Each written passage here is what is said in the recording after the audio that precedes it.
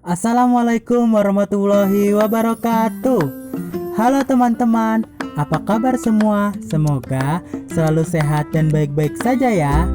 Pada kesempatan kali ini, saya Muhammad Novel Ramadhani dari kelas 12 MIPA 4 akan membahas materi bab 3 tentang pengaruh kemajuan ilmu pengetahuan dan teknologi terhadap negara Kesatuan Republik Indonesia. Dampak positif kemajuan ilmu pengetahuan dan teknologi bagi kehidupan bermasyarakat, berbangsa, dan bernegara memiliki 4 aspek, di antaranya aspek politik, aspek ekonomi, aspek sosial budaya, dan aspek hukum, pertahanan, dan keamanan. Dampak positif dalam aspek politik. Yang pertama, keterbukaan. Dengan adanya keterbukaan, dimungkinkan akan dapat mencegah praktik korupsi, kolusi, dan nepotisme, sehingga dapat dicapai pemerintahan yang bersih dan berwibawa. Yang kedua, kebebasan. Dengan adanya kebebasan, dalam arti kebebasan yang bertanggung jawab, maka setiap orang dapat meningkatkan kualitas dirinya dengan kreativitas dalam kehidupannya, tentu saja dalam hal-hal positif. Yang ketiga, demokrasi. Dengan adanya pemerintahan yang demokratis, sangatlah dimungkinkan akan meningkatnya kualitas dan kuantitas partisipasi politik rakyat dalam penentuan kebijakan publik oleh pemerintah. Yang selanjutnya, dampak positif dalam aspek ekonomi. Yang pertama, makin terbukanya pasar internasional bagi hasil produksi dalam negeri. Yang kedua, meningkatkan kesempatan kerja dan devisa negara. Yang ketiga, meningkatkan kemakmuran masyarakat. Yang keempat, menyediakan dana tambahan untuk pembangunan ekonomi. Dampak positif dalam aspek sosial budaya. Munculnya internet dan makin canggihnya alat-alat komunikasi secara langsung telah mempermudah kita untuk memperoleh informasi. Dengan adanya informasi tersebut, kita bisa mencontoh atau belajar banyak dari tata nilai sosial budaya, cara hidup, pola berpikir yang baik, maupun ilmu pengetahuan dan teknologi dari bangsa lain yang telah maju untuk kemajuan dan kesejahteraan kita. Dan yang terakhir, dampak positif dalam aspek hukum, pertahanan, dan keamanan. Yang pertama, makin menguatnya supremasi hukum, demokratisasi dan tuntutan terhadap dilaksanakannya hak asasi manusia. Yang kedua, menguatnya regulasi hukum dan pembuatan peraturan perundang-undangan yang memihak dan bermanfaat untuk kepentingan rakyat banyak. Yang ketiga, makin menguatnya tuntutan terhadap tugas-tugas penegak hukum seperti polisi, jaksa, dan hakim yang lebih profesional, transparan, dan dapat dipertanggungjawabkan. Dan yang terakhir, menguatnya supremasi sipil dengan mendudukan tentara dan polisi sebatas penjaga keamanan, kedaulatan, dan ketertiban negara.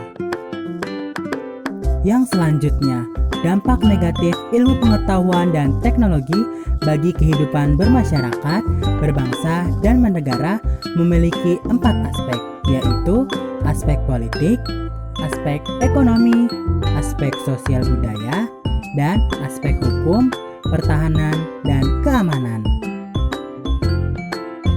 Dampak negatif dalam aspek politik, yaitu ada radikalisme, hoaks, dan terorisme. Yang selanjutnya, dampak negatif dalam aspek ekonomi. Yang pertama, Indonesia akan dibanjiri oleh barang-barang dari luar, seiring dengan adanya perdagangan bebas yang tidak mengenal adanya batas-batas negara. Hal ini mengakibatkan makin terdesaknya barang-barang lokal, terutama yang tradisional, karena kalah bersaing dengan barang-barang dari luar negeri.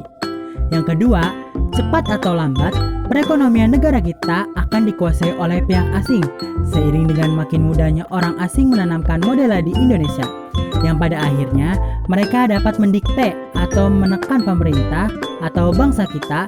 Dengan demikian, bangsa kita akan dijajah secara ekonomi oleh negara investor. Yang ketiga, akan timbulnya kesenjangan sosial yang tajam sebagai akibat dari adanya persaingan bebas. Persaingan bebas tersebut akan menimbulkan adanya pelaku ekonomi yang kalah dan yang menang. Yang menang akan dengan mudah meleluasa memonopoli pasar, sedangkan yang kalah akan menjadi penonton yang senantiasa tertindas. Dan yang terakhir, pemerintah hanya sebagai regulator pengaturan ekonomi yang mekanismenya akan ditentukan oleh pasar. Dampak negatif dalam aspek sosial budaya. Yang pertama, konsumtif. Munculnya gaya hidup konsumtif dan selalu mengkonsumsi barang-barang dari luar negeri. Yang kedua, hedonisme.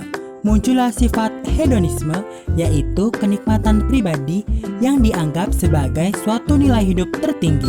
Hal ini membuat manusia suka memaksakan diri untuk mencapai kepuasan dan kenikmatan pribadinya tersebut, meskipun harus melanggar norma-norma yang berlaku di masyarakat, seperti mabuk-mabukan, pergaulan bebas, foya-foya, dan sebagainya. Yang ketiga, individualisme.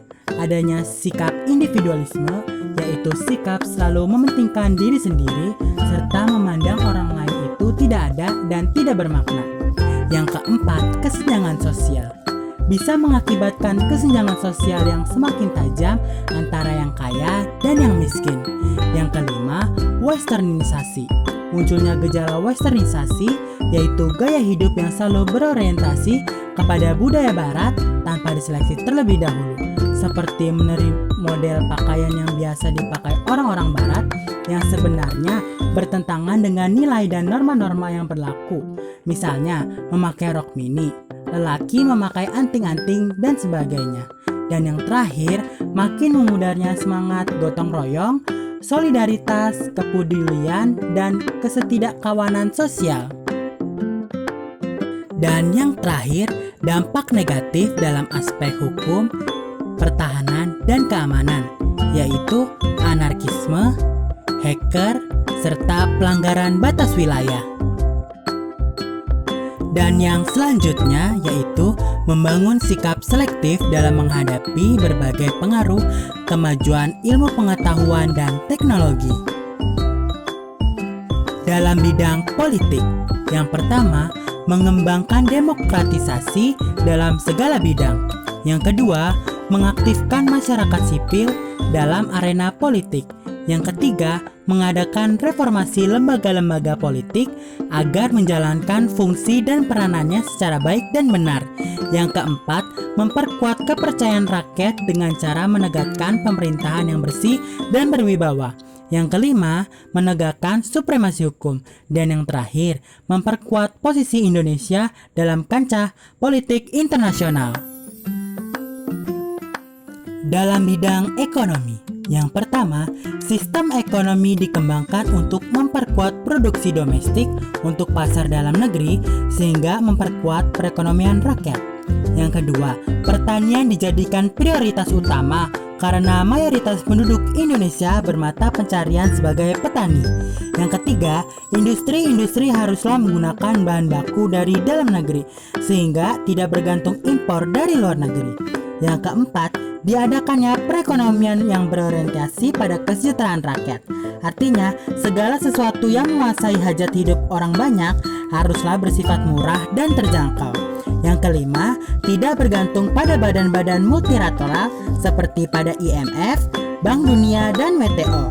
Dan yang keenam, mempererat kerjasama dengan sesama negara berkembang untuk bersama-sama menghadapi kepentingan negara-negara maju.